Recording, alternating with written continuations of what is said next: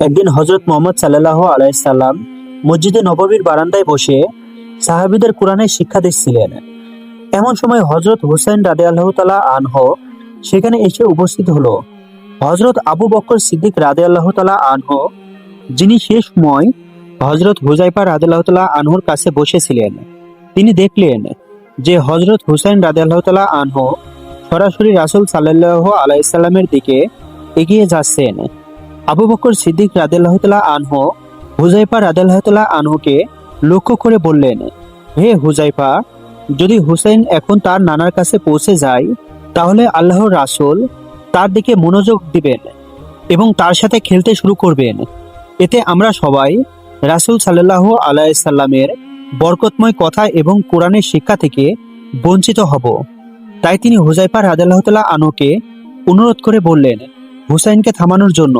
তখন হুযায়ফা রাদিয়াল্লাহু তাআলা আনহু হুসাইনকে কোলে তুলে নিয়ে আদর করে বললেন, বেটা বেটা হুসাইন, তোমার নানা এখন খুব ব্যস্ত, তিনি আমাদের গুরুত্বপূর্ণ শিক্ষা দিচ্ছেন। তুমি এখন বাড়ি চলে যাও, পরে তোমার নানার সাথে দেখা করে নিও।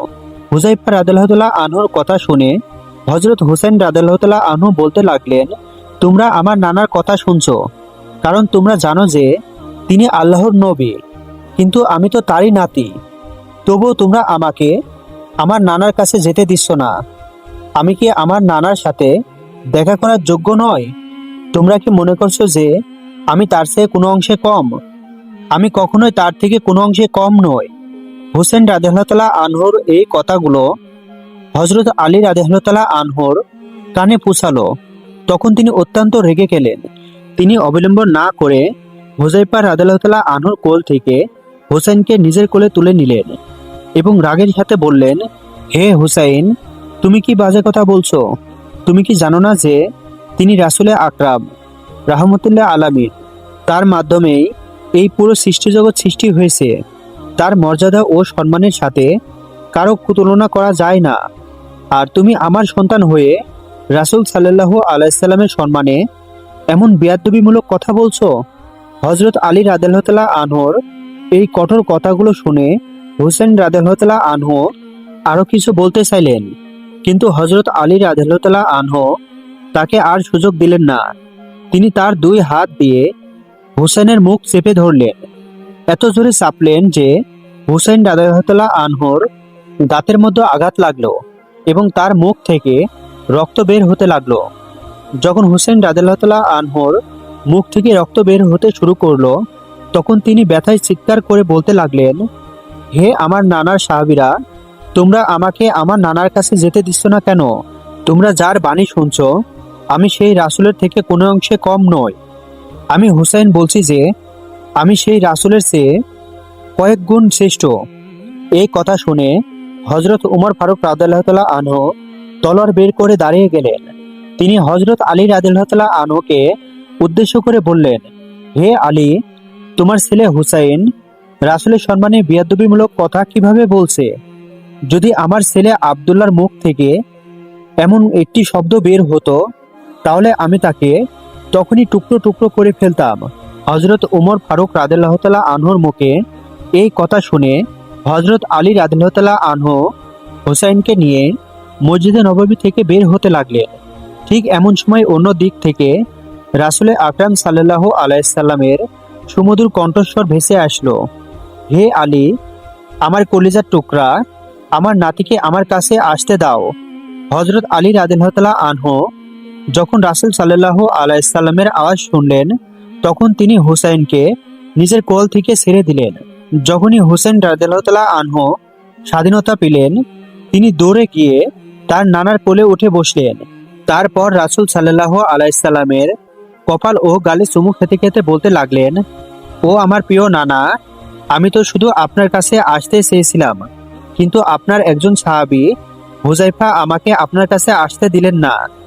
আর আমার নিজের বাবা হযরত আলী, তিনি আমার মুখ এত শক্ত করে চেপে ধরেছিলেন যে দেখুন নানা, আমার ঠোঁট ফেটে গেছে এবং রক্ত বের হচ্ছে।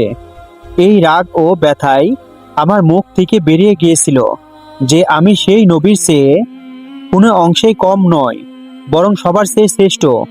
নানা, আপনি আমার এই কথায় রাগ করবেন না। আমাকে মাফ করে দিন।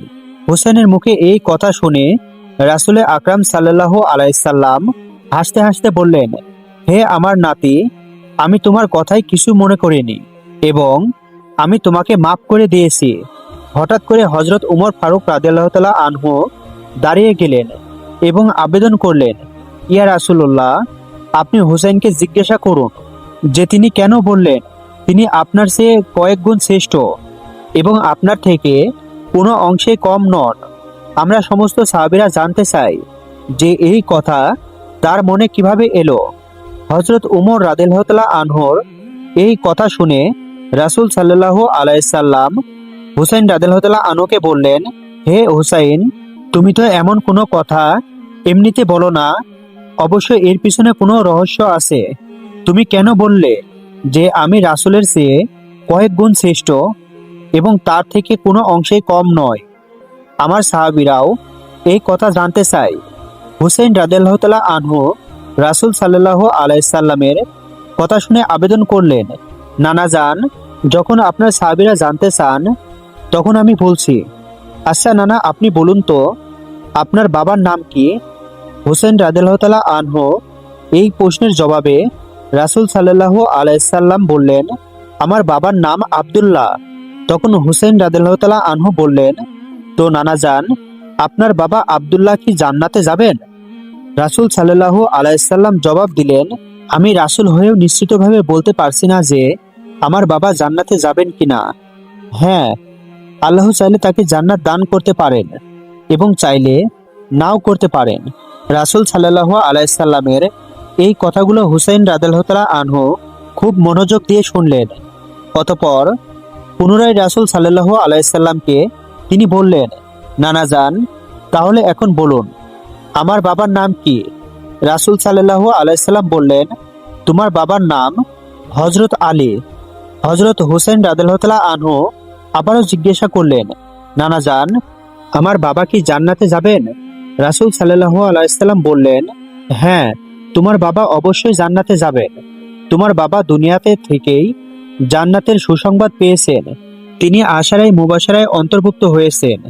তারপর ছোট হুসেন রাদিয়াল্লাহু তাআলা আনহু পুনরায় জিজ্ঞাসা করলেন, ও আমার নানা, আপনি আপনার সাহাবীদের জিজ্ঞাসা করুন, আল্লাহর কাছে আপনার বাবা আব্দুল্লাহ বেশি মূল্যবান না আমার বাবা হযরত আলী রাদিয়াল্লাহু তাআলা আনহু? হুসাইনের মুখে এই কথা শুনে রাহমাতুল্লিল আলামিন সারওয়ারে কায়নাত হযরত মুহাম্মদ সাল্লাল্লাহু আলাইহি সাল্লামের চোখ থেকে মুক্তার মতো অশ্রু ঝরতে লাগলো। রাসূল সাল্লাল্লাহু আলাইহি সাল্লাম তার সাহাবীদেরকে বললেন, হে আমার সাহাবীরা, তোমরা শোনো, আমার বাবা আব্দুল্লাহ জান্নাতে যাবেন কিনা এর জামিন আমি রাসূল হয়েও দিতে পারি না, কিন্তু হুসাইনের বাবা আলী দুনিয়াতে থেকেই জান্নাতের অনুমতি পেয়ে গেছেন। হুসাইনের বাবাকে আল্লাহ রাব্বুল আলামিন কাফেরদের জন্য সিংহ বানিয়ে পাঠিয়েছেন এবং তার জন্য আল্লাহর রাসূল এই কথাগুলো বলেছেন যে তার উপাধি হলো আসাদুল্লাহ গালিব। নিঃসন্দেহে আমার বাবা আব্দুল্লাহর চেয়ে হুসাইনের বাবা হযরত আলী রাদিয়াল্লাহু তাআলা আনহুর মর্যাদা ও সম্মান আল্লাহ রাব্বুল আলামিনের কাছে অনেক গুণ বেশি। সেই সময় হযরত হুসাইন রাদিয়াল্লাহু তাআলা আনহু আবারও আবেদন করলেন, নানা যান, এখন বলুন তো আপনার মায়ের নাম কি? রাসূল সাল্লাল্লাহু আলাইহি সাল্লাম বললেন, আমার মায়ের নাম আমিনা। হুসাইন রাদিয়াল্লাহু তাআলা আনহু আবারও জিজ্ঞাসা করলেন, আপনার মা কি জান্নাতে যাবেন? রাসূল সাল্লাল্লাহু আলাইহি সাল্লাম বললেন, আমার মা আমিনা জান্নাতে যাবেন কিনা এর নিশ্চয়তা আমি রাসূল হয়েও দিতে পারি না। আমার সুপারিশে আল্লাহ চাইলে জান্নাত দিতে পারেন এবং নাও দিতে পারেন। রাসূল সাল্লাল্লাহু আলাইহি সাল্লামের এই কথা শুনে হযরত হুসেন রাদিয়াল্লাহু তাআলা আনহু বললেন, নানা যান, আপনি কি জানেন আমার মাকে? আমার মা হলেন জান্নাতি মহিলাদের সর্দারিনী। আমার মা তো দুনিয়া থেকেই জান্নাতের সুসংবাদ পেয়ে গেছেন এবং যতক্ষণ পর্যন্ত আমার মা জান্নাতে না যাবেন কোনো মহিলা জান্নাতে যেতে পারবে না। অতএব নানা যান, এখন আপনি আপনার সাহাবীদেরকে বলুন যে আপনার মা আমিনা আল্লাহর কাছে বেশি মূল্যবান না আমার মা ফাতেমা?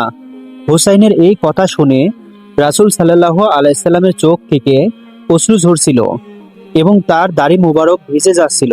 তখন রাসূল সাল্লাল্লাহু আলাইহি সাল্লাম সাহাবীদেরকে বললেন, হে আমার সাহাবীরা, তোমরা শুনে রাখো, আমার মা আমেনা জান্নাতে যাবে কিনা তার নিশ্চয়তা আমি রাসূল হয়েও দিতে পারি না, তা আল্লাহ তাআলাই ঠিক করবেন। কিন্তু হুসাইনের মা ফাতেমা দুনিয়া থেকে জান্নাতের অনুমতি পেয়ে গেছেন, তিনি আশারের মুবাশশারায় অন্তর্ভুক্ত। আল্লাহর সামনে আমার মা আমেনার তুলনায় হুসাইনের মা ফাতেমা লক্ষ লক্ষ গুণ বেশি মূল্যবান। অতঃপর হুসাইন রাদিয়াল্লাহু তাআলা আনহু বললেন, নানা যান, এবার বলুন তো আপনার নানার নাম কি? রাসূল সাল্লাল্লাহু আলাইহি সাল্লাম বললেন, আমার নানার নাম ওহাব জুহুরি। হুজুরে পাক সাল্লাল্লাহু আলাইহি সাল্লামের এই উত্তর শুনে হযরত হুসেন রাদিয়াল্লাহু তাআলা আনহু বললেন, নানা যান, আপনার নানা ওহাব জহুরীকে শুধু কিছু লোকই জানে এবং এর নিশ্চয়তাও নাই যে ওহাব জহুরী জান্নাতে যাবেন কিনা। কিন্তু আপনি কি জানেন যে আমার নানাকে? যখন হযরত হুসেন রাদিয়াল্লাহু তাআলা আনহু এই ব্যাখ্যাটি বললেন, ঠিক তখনই হযরত ওমর ফারুক রাদিয়াল্লাহু তাআলা আনহু উঠে দাঁড়িয়ে গেলেন। হুসাইনের এই ব্যাখ্যা শুনে তিনি আর বসে থাকতে পারলেন না। তিনি বললেন, হে হুসাইন, আমরা সাহাবায়ে কেরাম কখনো এভাবে ভাবিনি তুমি যেভাবে ভেবেছো। তোমার নানার নানা ওহাব জহুরীকে মানুষ জানে না, কিন্তু তোমার নানা হযরত মুহাম্মদ সাল্লাল্লাহু আলাইহি সাল্লামকে পুরো দুনিয়া জানে। তোমার নানা রাহমাতুল্লাহ আলামিন পুরো সৃষ্টি জগতের জন্য রহমত হয়ে এসেছেন। যদি তোমার নানা না হতেন তাহলে এই পুরো দুনিয়াও সৃষ্টি হতো না। হে হুসাইন, আমি সাক্ষ্য দিচ্ছি যে তোমার নানার মর্যাদা ও সম্মান আল্লাহ রাব্বুল আলামিনের কাছে ওহাব জহিরের চেয়েও কোটি গুণ বেশি। তোমার নানার শান ও ইজ্জতের সাথে দুনিয়ার কোনো মানুষের তুলনা হয় না। হযরত উমর রাদিয়াল্লাহু তাআলা আনহুর এই কথা শুনে হযরত হুসাইন রাদিয়াল্লাহু তাআলা আনহু বললেন, ও আমার নানা, যদি বাবার দিক থেকে আমি শ্রেষ্ঠ হই, মায়ের দিক থেকেও আমি যদি শ্রেষ্ঠ হই এবং নানার দিক থেকেও যদি আমি শ্রেষ্ঠ হই, তাহলে আপনি কিভাবে আমার চেয়ে শ্রেষ্ঠ হলেন? এই কথা শুনে রাসূল সাল্লাল্লাহু আলাইহি সাল্লাম উঠে দাঁড়ালেন এবং নিজের দু হাত দিয়ে হুসাইনকে তুলে নিলেন। তারপর সাহাবায়ে কেরামদেরকে বললেন, হে আমার সাহাবীরা, একটু দেখো তো সবাই, আমার এই নাতি কি আমার চেয়েও শ্রেষ্ঠ নয়? তখন হযরত ওমর ফারুক রাদিয়াল্লাহু তাআলা আনহু দৌড়ে এলেন এবং রাসূল সাল্লাল্লাহু আলাইহি সাল্লামের হাত থেকে হযরত হুসাইন রাদিয়াল্লাহু তাআলা আনহুকে নিজের কোলে তুলে নিলেন। অতঃপর হযরত আলী রাদিয়াল্লাহু তাআলা আনহুকে বললেন, ও আমার ভাই আলী, আমি তো একজন সাধারণ মানুষ উমর, কিন্তু তুমি তো জ্ঞানী। আল্লাহ রাব্বুল আলামিন তোমাকে অনেক জ্ঞান দান করেছেন, তবুও তুমি কিভাবে এই মাসুম বাচ্চাটা ঠোঁটে আঘাত করলে? হযরত হুসেন রাদিয়াল্লাহু তাআলা আনহুকে সাহাবায়ে কিরাম খুব ভালোবাসতেন। রাসূল সাল্লাল্লাহু আলাইহি সাল্লাম তাকে অত্যন্ত ভালোবাসতেন। ফেরেশতারাও হুসাইনকে অনেক ভালোবাসতেন এবং স্বয়ং আল্লাহ রাব্বুল আলামিনও হুসাইন রাদিয়াল্লাহু তাআলা আনহুকে অনেক ভালোবাসতেন।